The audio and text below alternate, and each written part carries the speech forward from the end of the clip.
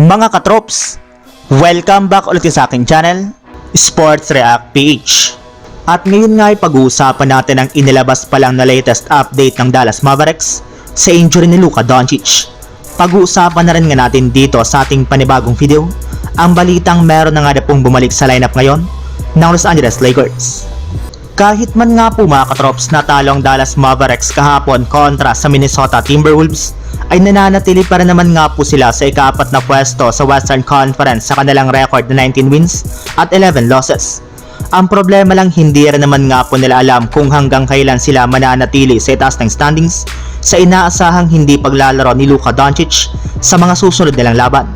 Ayon nga po sa lumabas na balita, mawawala nga na po si Doncic ng extended time sa lineup ng Dallas matapos nga po siyang magkaroon ng left calf injury na kanyang natamo sa second quarter ng kanilang last game laban sa Minnesota Timberwolves.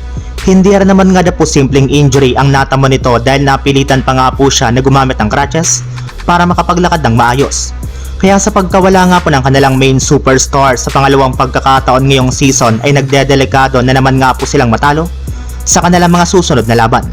Samantala, punta naman tayo sa ating sunod na pag-uusapan sa balitang meron na nga na pong bumalik sa lineup ngayon ng Los Angeles Lakers. Maganda nga po mga katrops ang pasko ng Lakers matapos ang panalo nila kahapon laban sa Golden State Warriors, pero hindi para naman nga na po sila kontento sa kanilang kasalukuyang lineup.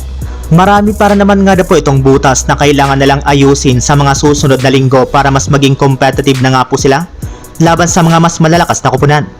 Kagaya nga po ng napag-usapan natin mga katrops, desidido na nga na po ang Lakers na gamitin at i-trade ang kanilang mga natitirang hawak na future draft pick kagaya ng 3 nilang first round pick at 4 na second round pick sa mga susunod na taon para lamang makakuha ng bagong superstar na tutulong kina Anthony Davis at maging kay LeBron James na makakuha ng kampyonato bago pa man ito magretiro sa NBA.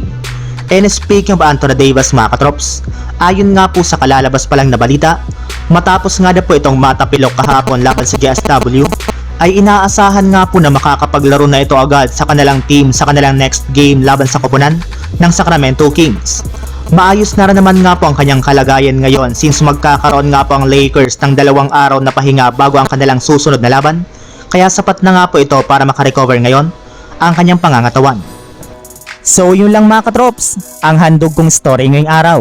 Sana nag-enjoy kayo, please like and subscribe my YouTube channel, Sports React PH, para sa iba pang story at update patungkol sa NBA. Kita-kits muli sa ating susunod na video.